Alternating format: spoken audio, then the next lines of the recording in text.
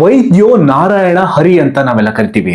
ಆದ್ರೆ ನವೆಂಬರ್ 10ನೇ ತಾರೀಕು ಸಂಜೆ 6:55ಕ್ಕೆ ಡೆಲ್ಲಿಯಲ್ಲಿ ಆದ ಈ ಬ್ಲಾಸ್ಟ್ ಎಲ್ಲವನ್ನ ಚೇಂಜ್ ಮಾಡ್ಬಿಡ್ತು. ಈ ಬ್ಲಾಸ್ಟ್ ಸೌಂಡ್ ಎಲ್ಲಿ ಕೇಳಿ ಬರುತ್ತೆ ಅಂದ್ರೆ ನಮ್ಮ ದೇಶದ ಒಂದು ದೊಡ್ಡ ಕಟ್ಟಡ ಹಾಗೂ ಪ್ರಮುಖವಾದ ಕಟ್ಟಡವಾದ ರೆಡ್ ಫೋರ್ಟ್ ಇಂದ ಕೇವಲ 200 ಮೀಟರ್ ಅಲ್ಲೇ ಒಂದು ಸಿಗ್ನಲ್ ಇರುತ್ತೆ. ಅದ್ರ ಪಕ್ಕ ಒಂದು ಗೌರಿಶಂಕರ್ ದೇವಸ್ಥಾನ ಕೂಡ ಇರುತ್ತೆ.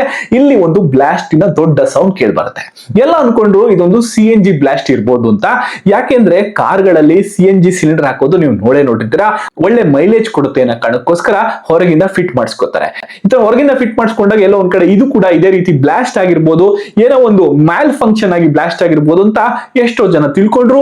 ಆದ್ರೆ ಪೊಲೀಸರ ಒಂದು ಇನ್ವೆಸ್ಟಿಗೇಷನ್, ಪ್ರೈಮರಿ ಇನ್ವೆಸ್ಟಿಗೇಷನ್ ಮಾಡಿದಾಗ ಪೊಲೀಸರಿಗೆ ತಿಳಿದಿದ್ದು ಅಮೋನಿಯಂ ನೈಟ್ರೇಟ್ ಫ್ಯೂಯಲ್ ಅಥವಾ ಆನ್ಫೋ ಅಂತ ಕರೀತಾರೆ. ಇದು ಸಿಕ್ಕಾಪಟ್ಟೆ ದೊಡ್ಡ ಎಕ್ಸ್ಪ್ಲೋಸಿವ್. ಇದನ್ನ ಬಳಸಿ ಇದು ಒಂದು ಬ್ಲಾಸ್ಟ್ ನ ಕ್ಯಾರಿ ಮಾಡಿದ್ರೆ ಈ ಬ್ಲಾಸ್ಟ್ ನ ಸೌಂಡ್ ಎಷ್ಟು ದೊಡ್ಡದಾಗಿತ್ತು ಅಂದ್ರೆ 1-2 ಕಿಲೋಮೀಟರ್ವರೆಗೂ ಈ ಬ್ಲಾಸ್ಟ್ ನ ಸೌಂಡ್ ಕೇಳಿಸಿತ್ತಂತೆ. ಹಾಗೂ 3200 ಮೀಟರ್ ಪರ್ ಸೆಕೆಂಡ್ ಅಷ್ಟು ವೆಲಾಸಿಟಿ ಇತ್ತಂತೆ ಈ ಬ್ಲಾಸ್ಟ್. ಹೇಗಪ್ಪ ಜನರಿಗೆ ಅಮೋನಿಯಂ ನೈಟ್ರೇಟ್ ಫ್ಯೂಯಲ್ ಅಥವಾ ಆನ್ಫೋ ಸಿಗುತ್ತೆ ಅಂತ ನೀವು ಯೋಚನೆ ಮಾಡ್ತಿದ್ರೆ, ಅಮೋನಿಯಂ ನೈಟ್ರೇಟ್ ಬಂದ್ಬಿಟ್ಟು ಎಲ್ಲ ಕಡೆ ರೈತರು ಕೂಡ ಉಪಯೋಗಿಸ್ತಾರೆ, ಫರ್ಟಿಲೈಸರ್ ಆಗಿ ಕೂಡ ಉಪಯೋಗಿಸ್ತಾರೆ. ಅದೇ ಅಮೋನಿಯಂ ನೈಟ್ರೇಟ್ ನ ಯಾವಾಗ ಫ್ಯೂಯಲ್ ಆಯಿಲ್ ಜೊತೆಗೆ ಮಿಕ್ಸ್ ಮಾಡ್ತಾರೋ ಅವಾಗ್ಲೇ ಕೂಡ ಈ ತರ ಬ್ಲಾಸ್ಟ್ ಆಗೋದು. ಸುಮ್ನೆ ಮಿಕ್ಸ್ ಮಾಡಿ ಏನೋ ಮಸಾಲಾ ತರ ಇದ್ದು ಬ್ಲಾಸ್ಟ್ ಆಗಲ್ಲ. ಅದಕ್ಕೆ ಒಂದು ಡೆಟೋನೇಟರ್ ನ ಬಳಸ್ತಾರೆ. ಈ ಡೆಟೋನೇಟರ್ ಇಂದನೇ ಈ ತರ ಒಂದು ದೊಡ್ಡ ಬ್ಲಾಸ್ಟ್ ನ ಮಾಡಿರಿ ಅಂತ ಪೊಲೀಸ್ ಅವರಿಗೆ ಒಂದು ಪ್ರೈಮರಿ ಇನ್ವೆಸ್ಟಿಗೇಷನ್ ಇಂದ ತಿಳಿಯುತ್ತೆ. ಒಂದು white colour Hyundai i20 car ನ ಬಳಸಿ ಬ್ಲಾಸ್ಟ್ ಮಾಡಿದೆ ಅಂತ ಗೊತ್ತಾಗುತ್ತೆ. ಈ ಕಾರ್ ನ ರಿಜಿಸ್ಟ್ರೇಷನ್ ಬಂದ್ಬಿಟ್ಟು ಹರಿಯಾಣ ರಿಜಿಸ್ಟ್ರೇಷನ್ ಆಗಿರುತ್ತೆ. ಹಾಗೂ ಇದರ ನಂಬರ್ ಬಂದ್ಬಿಟ್ಟು HR26CE7674 ಅಂತ ಕೂಡ ಗೊತ್ತಾಗುತ್ತೆ. ಈ ಬ್ಲಾಸ್ಟ್ ಆಗಿರೋದು ಗೌರಿ ಶಂಕರ್ ದೇವಸ್ಥಾನದ ಪಕ್ಕದಲ್ಲೇ ಹಾಗೂ ರೆಡ್ ಫೋರ್ಟ್ ಕೇವಲ 200 ಮೀಟರ್ ದೂರದಲ್ಲೇ ಇರೋದು ಒಂದು ಸಿಗ್ನಲ್ ಅಲ್ಲಿ ದೊಡ್ಡ ಬ್ಲಾಸ್ಟ್ ಆಗುತ್ತೆ. ಇದರಿಂದ 13 ಜನ ತಮ್ಮ ಪ್ರಾಣವನ್ನ ಕಳ್ಕೊತಾರೆ. CCTVಗಳನ್ನ ಪರಿಶೀಲನೆ ಮಾಡಿದಾಗ ಪೊಲೀಸರಿಗೆ ತಿಳಿಯುತ್ತೆ, ಈ ಏನು ಡ್ರೈವ್ ಮಾಡ್ತಾ ಇದ್ನಲ್ಲ, ಗಾಡಿ ಓಡಿಸ್ಕೊಂಡ್ ಬಂದಲ್ಲ, ಇವನೊಬ್ಬ ಡಾಕ್ಟರ್ ಆಗಿದ್ದ ಅಂತ. ಈ ಡಾಕ್ಟರ್ ಹೆಸರು ಬಂದ್ಬಿಟ್ಟು ಡಾಕ್ಟರ್ ಉಮರ್ ಮೊಹಮ್ಮದ್ ಅಂತ. ಇವನು ಹಲ್ಫಲಾ ಯೂನಿವರ್ಸಿಟಿ ಮತ್ತು ಹಾಸ್ಪಿಟಲ್ ಹರಿಯಾಣ ಫರೀದಾಬಾದ್ ಆ ಜಾಗದಲ್ಲಿ ಒಬ್ಬ ಡಾಕ್ಟರ್ ಆಗಿ ಕೆಲಸ ಮಾಡ್ತಿದ್ದ ಅಂತ. ನಿಮ್ಗೆ ಗೊತ್ತಿರ್ಲಿ, ಇದೇ ಹಾಸ್ಪಿಟಲ್ ಯೂನಿವರ್ಸಿಟಿಲಿ 40% ಗಿಂತ ಹೆಚ್ಚಿನ ಡಾಕ್ಟರ್ಗಳು ಕಾಶ್ಮೀರ್ನವರಾಗಿದ್ರು. ಹಾಗೂ ಈ ಡಾಕ್ಟರ್ ಕೂಡ ಕಾಶ್ಮೀರ್ನವನೇ ಆಗಿದ್ದ. ಈ ಕಾರ್ ಬಗ್ಗೆ ತುಂಬಾ ವಿಚಿತ್ರವಾದ ಡೀಟೇಲ್ಸ್ ಹೊರಗೆ ಬಂದಿದೆ. ಏನಪ್ಪಾ ಅಂತಂದ್ರೆ ಇದಕ್ಕಾಗಲೇ 3 ಜನ ಓನರ್ ಗಳಿದ್ರು. ಮೊದಲನೇವನು ಸಮೀರ್ ಅಂತ, ಎರಡನೇವನು ಅಮೀರ್ ಅಂತ, ಮೂರನೇವನು ತಾರಿಕ್ ಅಂತ. ಜನವರಿ 2025ರಲ್ಲೇ ಡಾಕ್ಟರ್ ಉಮರ್ ಮೊಹಮ್ಮದ್ ಏನ್ ಮಾಡ್ತಾನೆ ಅಂದ್ರೆ ರೆಡ್ ಫೋರ್ಟ್ ಹತ್ರ ಹೋಗ್ತಾನೆ. ರೆಡ್ ಫೋರ್ಟ್ ಹೇಗಿದೆ, ಎಂಟ್ರೆನ್ಸ್ ಹೇಗೆ, ಎಕ್ಸಿಟ್ ಅಲ್ಲಿ ಎಲ್ಲ ತಿಳ್ಕೊಂಡಿ ಕೂಡ ಇರ್ತಾನೆ.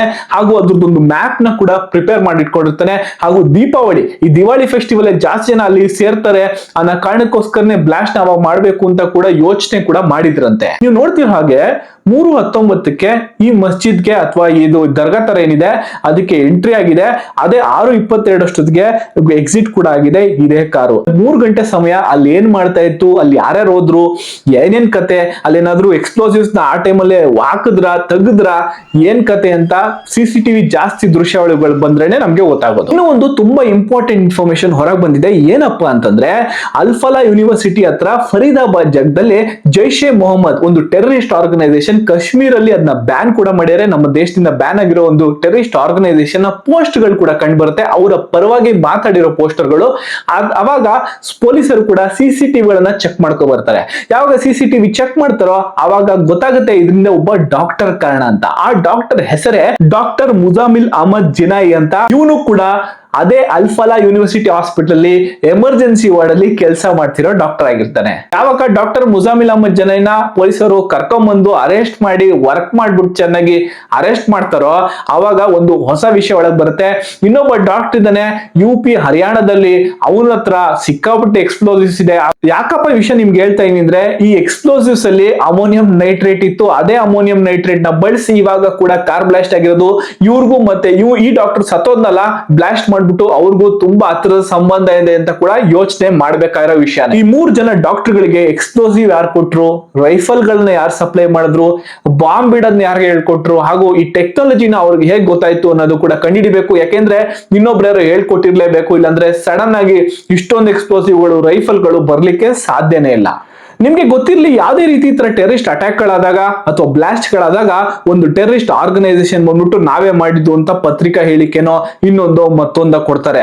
ಆದ್ರೆ ಇದಕ್ಕೆ ಯಾವುದೇ ರೀತಿ ಹೇಳಿಕೆ ಕೂಡ ಇನ್ನ ಬಂದಿಲ್ಲ. ಗೊತ್ತಿರ್ಲಿ ದೇಶದ ರಾಜಧಾನಿ ಕೂಡ ಹಾಗೂ ತುಂಬಾ ಜನ ವಸತಿ ಇರೋ ಪ್ರದೇಶ ಹಾಗೂ ಜನ ಓಡಾಡೋ ಪ್ರದೇಶ, ಟೂರಿಸ್ಟ್ಗಳು ದೇಶ ವಿದೇಶಗಳಿಂದ ಬರೋ ಟೂರಿಸ್ಟ್ಗಳು ಬರೋ ಜಾಗದಲ್ಲಿ ಸೆಕ್ಯೂರಿಟಿ ಲ್ಯಾಬ್ಸ್ ಆಯ್ತಾ, ಇದಕ್ಕೆಲ್ಲ ಯಾರ ಕಾರಣ, ಇಂಟೆಲಿಜೆನ್ಸ್ ಏನಾದ್ರು ಫೇಲ್ಯೂರ್ ಆಯ್ತಾ ಅಂತ ಕೂಡ ನಾವು ಪ್ರಶ್ನೆ ಮಾಡ್ಕೋಬೇಕು. ಹಾಗೂ ಈ ತರ ಒಂದು ಇನ್ಸಿಡೆಂಟ್ ಮತ್ತೆ ಆಗದೆ ಇರೋ ತರ ತಡಿಲೇಬೇಕು. ಇದಕ್ಕೆ ಇನ್ನೊಂದ್ಸಲ ಆಗದೆ ಇರೋ ತರ ನೋಡ್ಕೋಬೇಕು. ಹಾಗೂ ಇದು ಇನ್ನೊಂದ್ಸಲ ಆಗದೆ ರೀತಿ ಸರ್ಕಾರ ಕೂಡ ನೋಡ್ಕೋಬೇಕು. ಹಾಗೂ ಯಾರು ಮಾಡಿದ್ರು ಅವ್ರಿಗೆ ದೊಡ್ಡ ಕಠಿಣ ಕ್ರಮ ಕೂಡ ಆಗ್ಬೇಕು ಹಾಗೂ ಶಿಕ್ಷೆ ಕೂಡ ಆಗ್ಬೇಕು. ಆ ಶಿಕ್ಷೆ ಆಗಿರೋದು ಎಲ್ಲರಿಗೂ ಗೊತ್ತಾಗ್ಬೇಕು, ದೇಶ ವಿದೇಶದಲ್ಲಿ ಸುದ್ದಿ ಕೂಡ ಆಗ್ಬೇಕು. ಆ ತರ ಶಿಕ್ಷೆ ಆಗ್ಬೇಕು. ಅವಾಗ ಮಾತ್ರ ಜನ ಬೈದಲ್ಲಿ ಈ ತರ ಏನೋ ಕೆಟ್ಟ ಕೆಲಸ ಮಾಡ್ಬೇಕು ಅಂತ ಹೊರಟ್ರು ಕೂಡ ಬೈದಲ್ಲಿ ಈ ತರ ಮಾಡಕ್ ಹೋಗಲ್ಲ ಅಂತ ಹೇಳ್ತಾ ವಿಡಿಯೋಲಿಗೆ ಎಂಡ್ ಮಾಡ್ತೀನಿ. ನಿಮ್ಗೆ ನಾನು ವಿಡಿಯೋ ಬಗ್ಗೆ ಅಂತ ಕೂಡ ಕಮೆಂಟ್ ತಿಳಿಸಿ. ಹಾಗೂ ಇದಕ್ಕೆ ನೋಡೋಣ ಏನೇ ನೆಕ್ಸ್ಟ್ ಆಗುತ್ತೆ ಅಂತ. ನನಗೆ ಗೊತ್ತಿರೋ ಮಾಹಿತಿ ಎಲ್ಲ ನಿಮ್ಗೆ ಶೇರ್ ಮಾಡಿದೀನಿ. ನಾನು ಯಾವ್ದಾದ್ರು ತಪ್ಪು ಮಾಹಿತಿ ಮಾತಾಡಿದ್ರೆ, ತಪ್ಪಾಗಿ ಮಾಹಿತಿ ಕೊಟ್ಟಿದ್ರೆ ಕೂಡ ಕಮೆಂಟ್ ಅಲ್ಲಿ ತಿಳಿಸ್ಕೊಡಿ ಅಂತ ಹೇಳ್ತಾ ನೆಕ್ಸ್ಟ್ ವಿಡಿಯೋ ನಾನು ನಿಮ್ಗೆ ನೆಕ್ಸ್ಟ್ ಅಪ್ಡೇಟ್ ಮುಖಾಂತರ ಸಿಗ್ತೀನಿ.